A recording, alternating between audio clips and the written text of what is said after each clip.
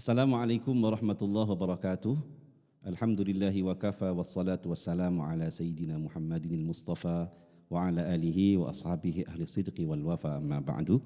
Sebelum kita mengenal perbedaan antara qiraah sab'ah, terus ada qiraah asyrah, ada asyrah sughra, ada asyrah kubra, lantas nanti ada arba'at asyar, lantas nanti muncul lagi ada yang namanya asyrah nafi'iyah. Tentu kita harus melihat sejarah terbentuknya ilmu qiraat.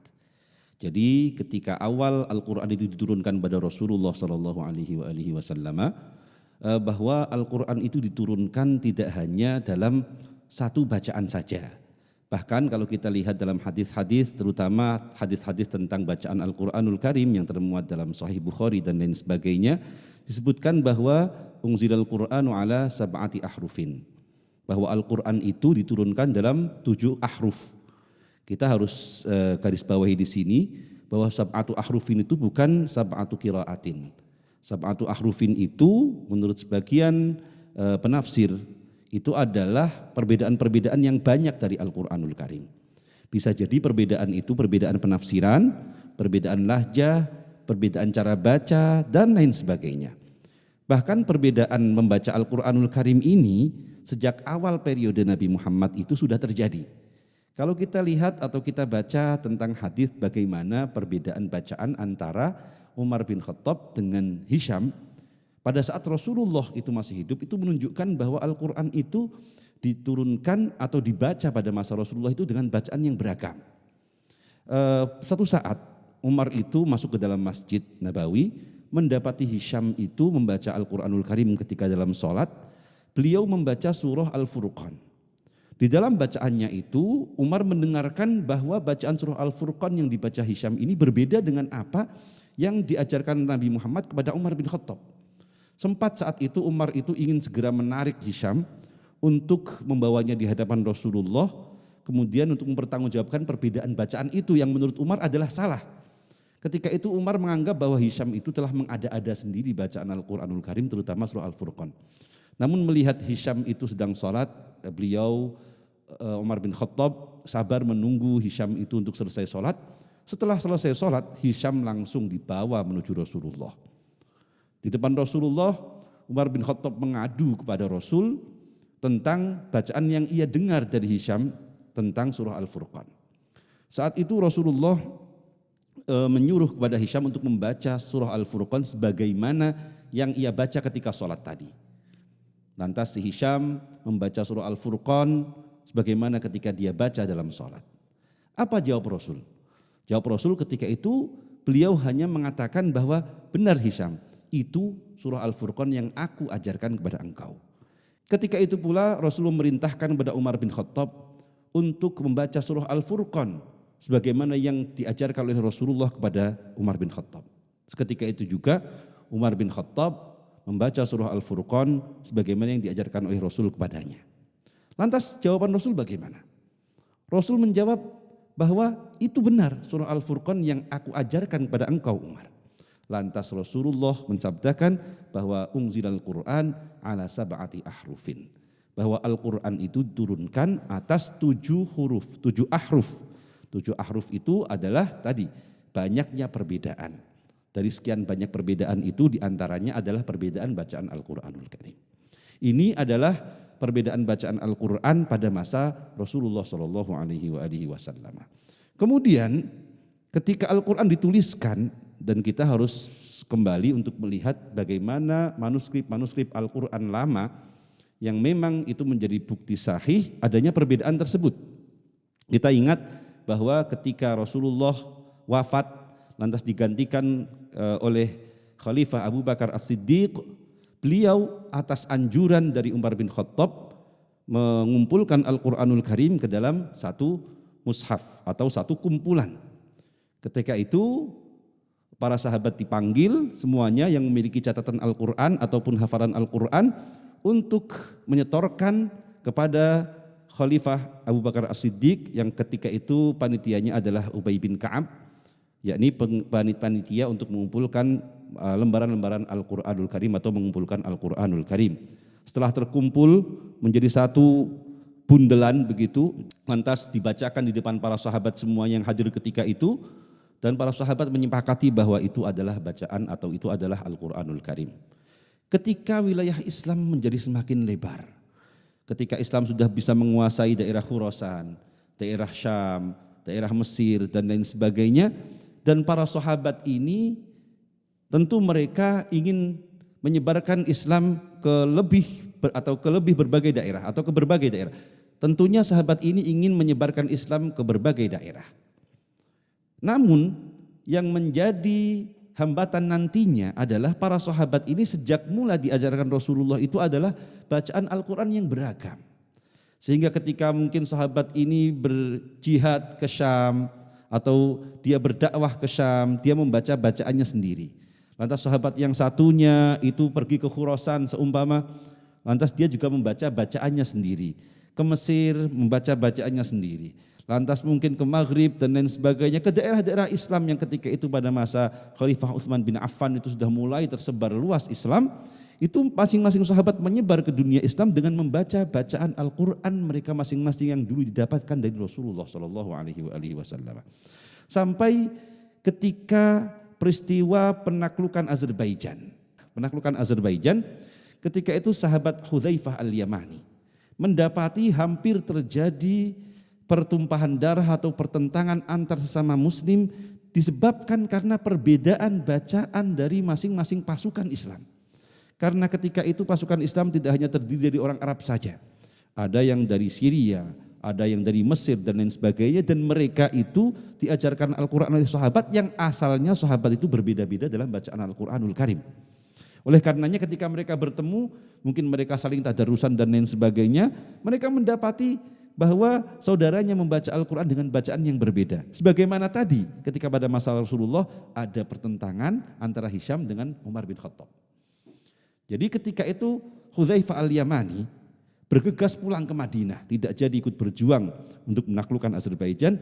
Beliau melapor kepada Khalifah Utsman bin Affan ketika itu demi melihat adanya potensi pertentangan umat Islam dalam bacaan Al-Quranul Karim. Beliau melapor kepada Khalifah Utsman bin Affan untuk menyatukan bacaan-bacaan Al-Quran yang banyak itu menjadi ke dalam satu mushaf saja yang mewakili berbagai macam bacaan-bacaan Al-Quranul Karim. Ketika itu Khalifah Utsman menyetujui apa yang disampaikan atau yang digagaskan oleh Hudzaifah Al-Yamani. Lantas beliau dengan ijtihadnya mengumpulkan kembali mushaf-mushaf Al-Quran yang mungkin banyak tersebar di dunia Islam, lantas menyatukan ke dalam satu tulisan mushaf atau yang dinamakan sebagai Rasm Utsmani. Di mana Rasm Utsmani itu kalau kita lihat manuskrip-manuskrip yang saat ini mungkin masih bisa kita lihat bahwa ada perbedaan dengan manuskrip atau dengan mushaf yang sekarang kita lihat. Kalau Rasm Utsmani itu tulisannya sama sekali tidak ada harokatnya. Tidak ada harokatnya, jadi A, I, U-nya tidak ada. Tidak hanya itu saja, pun tidak ada titiknya yang membedakan antara ya, ta, ba, ta, yang membedakan antara ha, kho, jim, dan lain sebagainya. Tapi sebenarnya justru itu memberikan peluang kepada kiroat-kiroat yang berbeda untuk membacanya, apakah itu dibaca menurut sahabat A dengan dhammah, menurut sahabat B dengan kasroh. Atau mungkin itu dibaca ya menurut satu sahabat, terus yang lain membacanya dengan ta sahabat yang lain. Jadi mushaf Utsmani atau Rasm Utsmani itu adalah satu wadah yang bisa menyatukan berbagai macam bacaan yang ketika itu ada dalam dunia Islam. Kemudian Rasm Utsmani itu atau mushaf Utsmani digandakan, ada yang meriwayatkannya 5, 7 dan lain sebagainya, disebarkan di berbagai pusat-pusat penyebaran agama Islam. Ada di Damaskus atau Syria, ada di Kufah, di Makkah, di Madinah, dan lain sebagainya. Pada awal-awal dunia Islam atau pada awal-awal bagaimana Al-Quran itu tersebar, kita melihat banyak sekali qiraat atau perbedaan cara baca Al-Quranul Karim. Bahkan nantinya pada masa khalifah atau pada masa dinasti Umayyah, perkembangan ilmu qiraat Al-Quran atau tata cara membaca Rasm Utsmani itu menjadi semakin tersebar. Ada dua pendapat ketika itu yang masing-masing itu memiliki kekuatan. Yang pertama adalah orang boleh membaca mushaf Utsmani dengan cara apapun, atau yang sering dibaca dengan ala qiyasil arabiyah. Sebagian lagi berpendapat bahwa tidak bisa Rasm Utsmani itu dibaca dengan cara apapun asal sesuai dengan kaidah bahasa Arab, tidak bisa. Namun harus ada satu syarat, yakni apa? Ada jalur yang meriwayatkan bacaan tersebut hingga sampai kepada Rasulullah Shallallahu Alaihi Wasallam. Dan kedua kutub ini, baik yang ala qiyasil arabiyah maupun ala riwayah, masing-masing memiliki pendukung.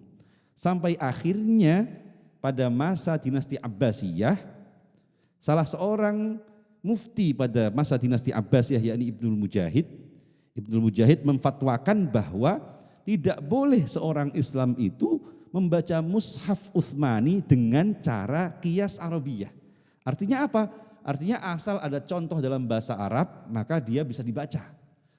Ketika itu Ibnu Mujahid karena dia posisinya sebagai mufti memberikan keputusan bahwa orang boleh membaca mushaf Utsmani itu harus berdasarkan riwayat. Dan orang-orang yang membaca ala qiyasil arabiyah ketika itu mendapatkan hukuman. Karena apa? Karena tadi dia membaca Rasm Utsmani tanpa ada contoh dari guru-guru yang memiliki sanad atau memiliki jalur sampai kepada Rasulullah Shallallahu Alaihi Wasallam. Kita ingat ada peristiwa Ibnu Muqlah yang akhirnya dihukum karena masih berpendapat bahwa boleh saja orang itu membaca mushaf asal ala qiyasil arabiyah. Ada juga satu yang namanya Ibnu Syambudh, tapi nanti dia masuk dalam qiraah syadzah nanti. Tapi Ibnu Syambudh akhirnya juga mengakui atau menarik pendapatnya bahwa boleh seorang itu membaca mushaf Utsmani itu ala qiyasil arabiyah. Dari situ Ibnu Mujahid menelurkan satu kitab panduan tentang perbedaan bacaan Al-Qur'anul Karim. Kitab yang ia tulis berjudul adalah Kitabus Sab'ah. Artinya kitab 7. Kitab 7 itu adalah kitab panduan membaca Rasm Utsmani sesuai dengan guru-guru atau riwayat-riwayat yang sampai kepada Rasulullah Shallallahu Alaihi Wasallam. Ketika itu Ibnu Mujahid menulis Kitabus Sab'ah berdasarkan apa yang ditulis oleh ulama sebelumnya, yakni Abu Utsman Amr Ad-Dani menulis kitab berjudul Taisir fil Qiraatis Sab'i, yang di dalamnya dia juga mengurutkan atau membolehkan atau menuliskan bacaan-bacaan Al-Qur'anul Karim yang sesuai dengan Rasm Utsmani, namun dia mengambil dari 7 imam bacaan Al-Qur'anul Karim yang saat itu atau sebelum Ad-Dani menjadi masyhur dalam dunia Islam. Dalam kitabnya Taisir fil Qiraatis Sab'i karya Ad-Dani, beliau memasukkan 7 imam tersebut. Yang pertama, beliau di Madinah mengambil bacaan Imam Nafi'.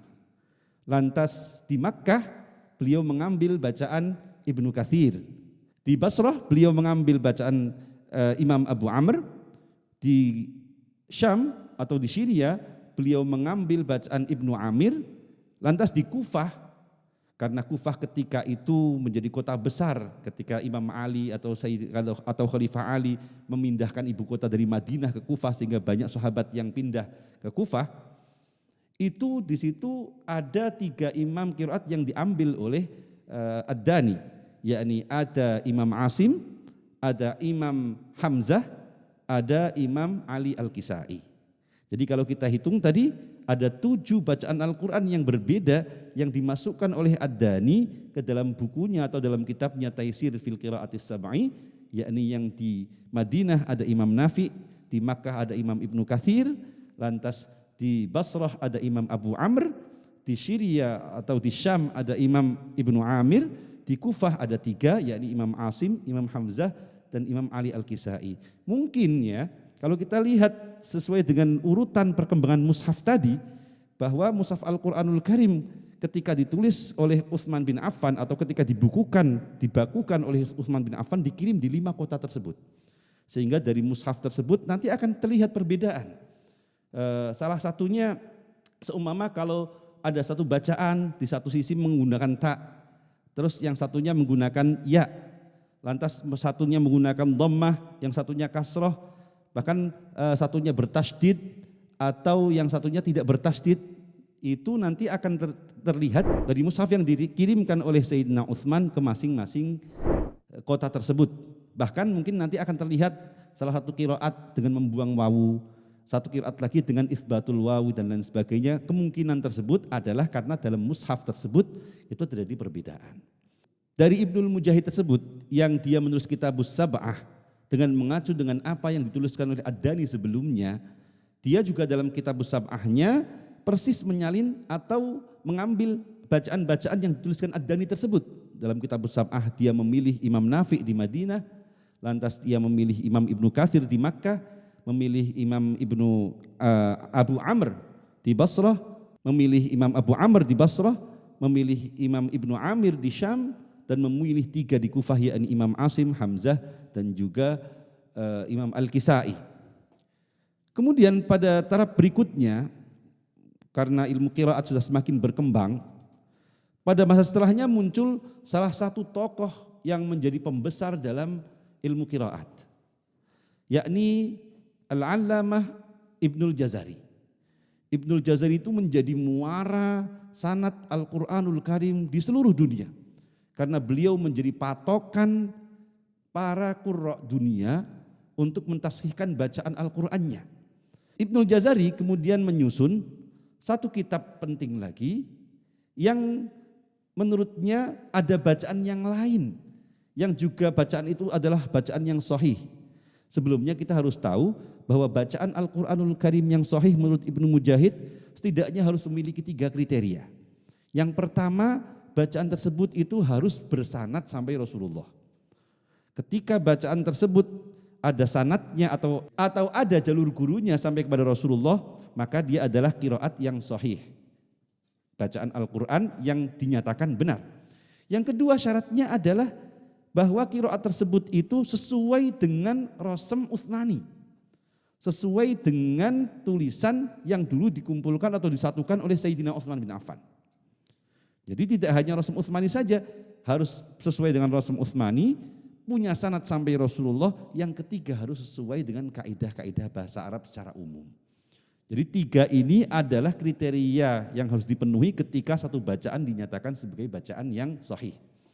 Ibnul Jazari melihat bahwa tidak hanya 7 imam tersebut yang dipilih oleh Ibnu Mujahid atau yang tadi diklasifikasi oleh Imam Ibnu Mujahid sebagai qiraat sab'ah, beliau menambahkan kembali 3 imam yang lain yang menurut klasifikasi beliau juga merupakan bacaan yang sahih sesuai dengan 3 kriteria tersebut. Beliau menambahkan di Madinah ada yang lebih tua dari Imam Nafi', yakni Imam Abu Ja'far. Lantas di Basrah ada juga imam yang hebat dalam ilmu qiraat, yakni Imam Ya'qub Al-Hadrami. Lantas satunya lagi beliau memasukkan Khalaf yang tadi merupakan salah satu periwayat dari Hamzah menjadi 1 imam bacaan lagi, sehingga beliau mengklasifikasikan bahwa bacaan yang benar dalam Al-Quranul Karim atau bacaan yang memenuhi 3 kriteria dari bacaan yang sahih dari Al-Quranul Karim itu ada 10, yakni di Madinah ada Imam Nafi' dan Imam Abu Ja'far, di Makkah ada Imam Ibnu Katsir, lantas di Basrah ada Imam Abu Amr dan juga Imam Ya'qub, lantas di Syam ada Imam Ibnu Amir, di Kufah itu ada Asim, ada Hamzah, ada Al-Kisai dengan Imam Khalaf. Sehingga genaplah menjadi 10 bacaan Al-Quranul Karim atau yang disebut dengan qiraah asyrah. Tadi ada qiraah sab'ah 7, yakni bacaan yang mengacu kepada 7 imam.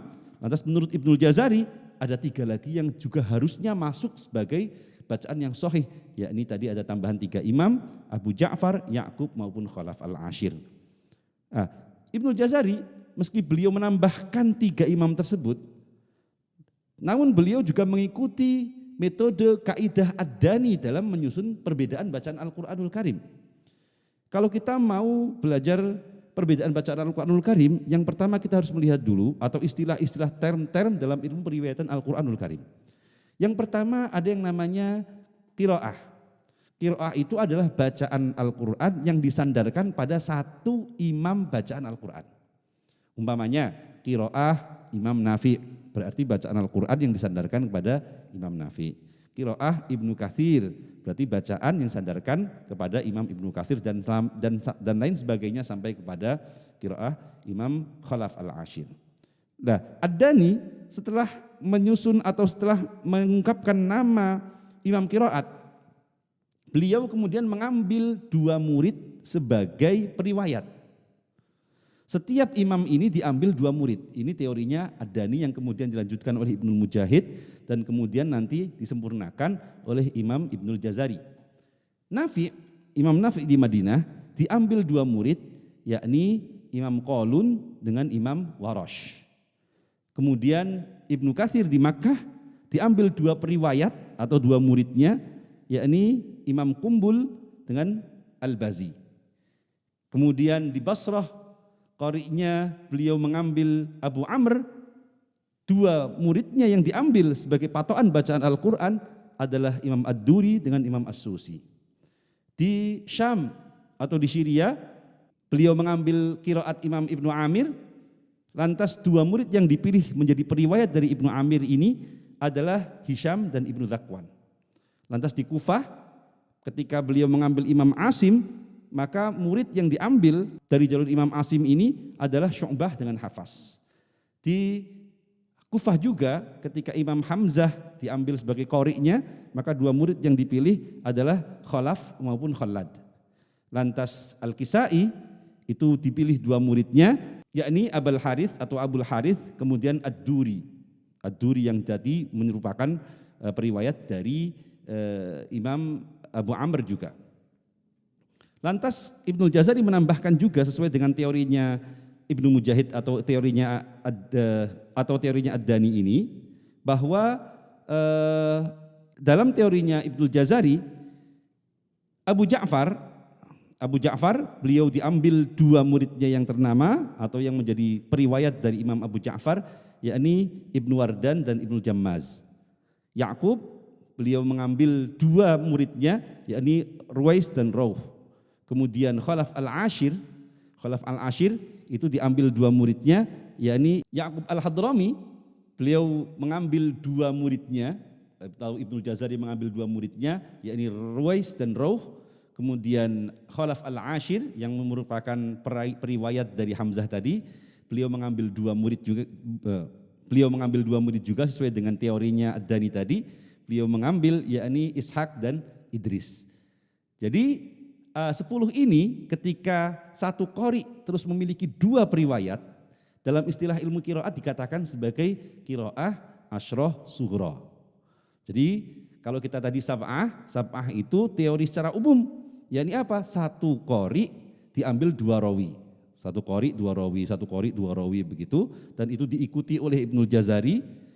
Beliau menulis satu kitabnya yang namanya Ad-Durratul Mudhi'ah yang menggenapi dari 3 qari yang ditulis oleh Ibnul Mujahid maupun Ad-Dani dalam qiraah sab'ahnya, sehingga menjadi qiraah 10, menambahkan Abu Ja'far, Ya'qub dan juga Khalaf al-Ashir.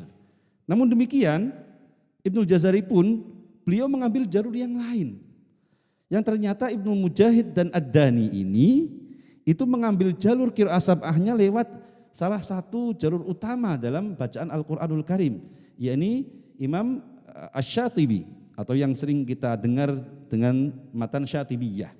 Matan Syatibiyah itu adalah diambil dari kitab Hirzul Amani karya Imam Asy-Syatibi. Nah, ini yang teori ini atau teorinya Ad-Dani maupun teorinya Ibnul Mujahid itu mengambil teorinya Asy-Syatibi dalam qiraah sab'ah.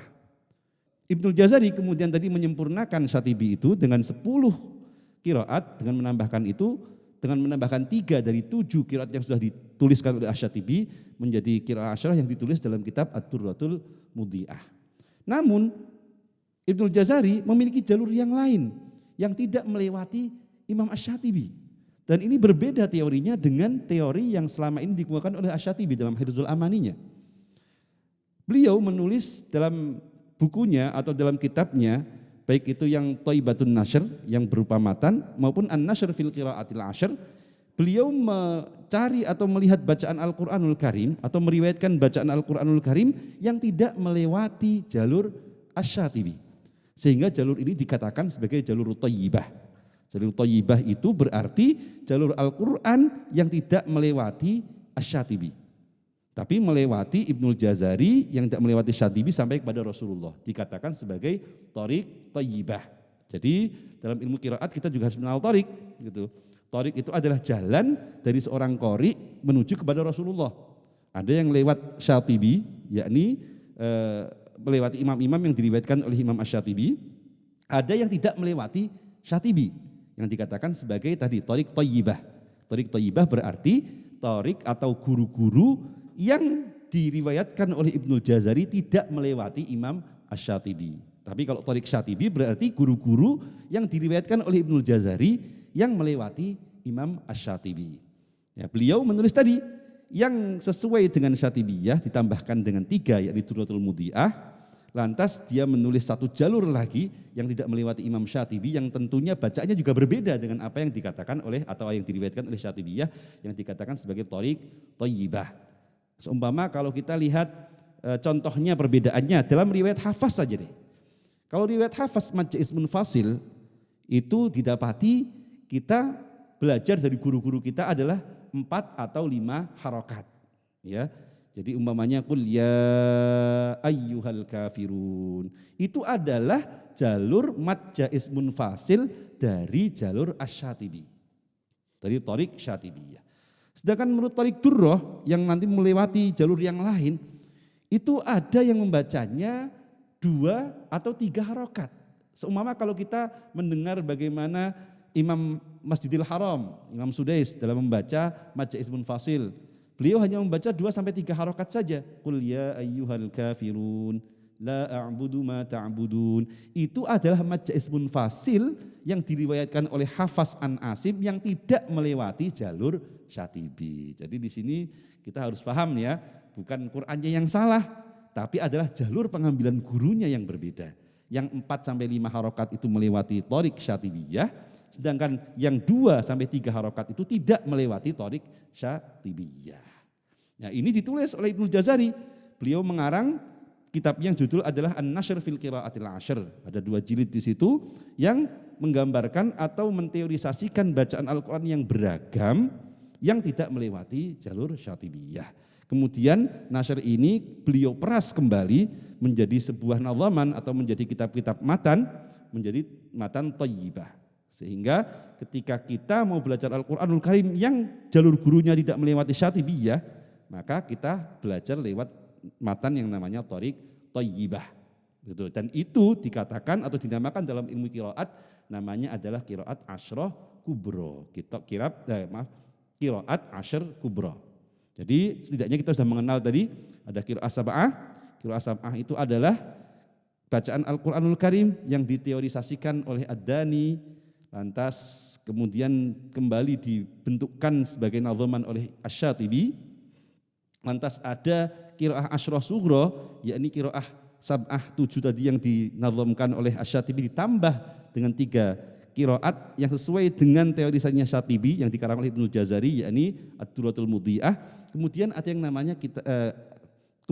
namanya qiraah asyrah kubra, yakni bacaan Al-Qur'anul Karim yang tidak melewati thariq Syatibiyah yang ditulis oleh Ibnul Jazari, yang beliau menilai bahwa mereka-mereka semua atau guru-guru yang tidak melewati Syatibiyah itu juga merupakan bacaan-bacaan yang sahih. Begitu. Ada lagi dalam dunia Islam, pada perkembangannya setelah Ibnul Jazari, itu ada juga bacaan-bacaan Al-Quranul Karim yang lain, yang tidak terrecord atau terekam dalam Thayyibah maupun Syatibiyah. Ada 4 tambahan yang lain yang ditulis oleh Al-Banna dalam kitabnya Ithaf Fudhala'il Bashar fil Qiraatil Arba'ati Asyar. Jadi ada 4 bacaan yang lain, 4 imam yang lain yang dia itu tidak atau luput dari perhatian Ibnul Jazari dalam bacaan Al-Quranul Karim. Dan itu juga nantinya kalau kita melihat ke depannya dipakai juga oleh guru-guru Al-Quran di Nusantara. Seperti yang dinukil oleh Simbah Arwani, salah seorang syekh qiraat terkemuka di Jawa.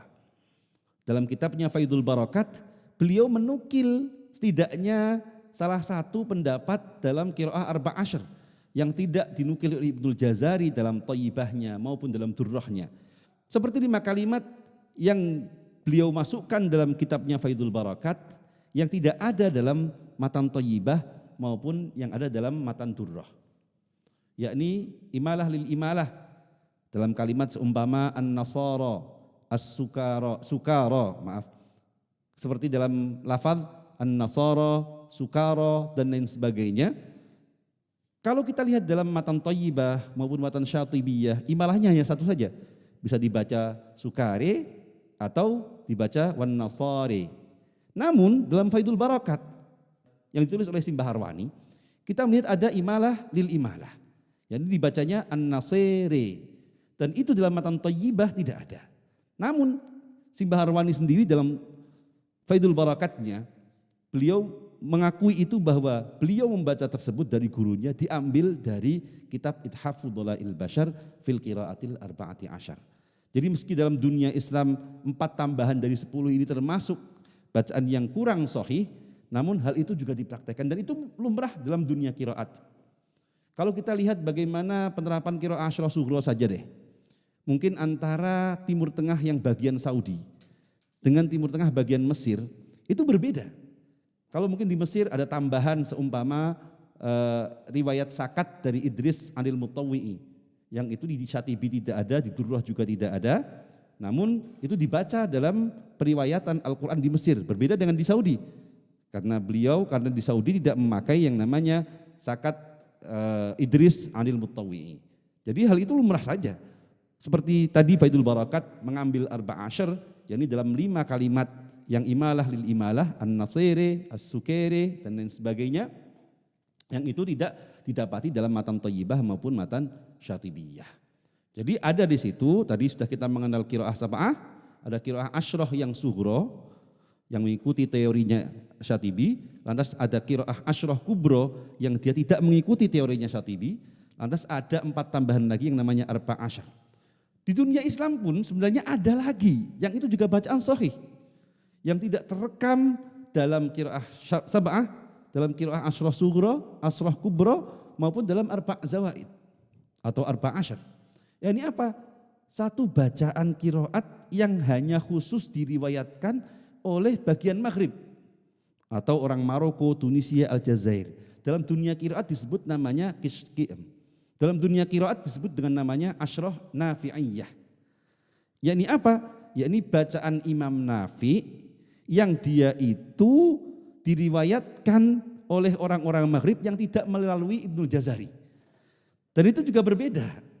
Jadi ternyata kalau kita lihat bacaan Al-Quran itu sangat beragam. Namun yang pasti masing-masing bacaan tersebut harus memenuhi 3 kriteria.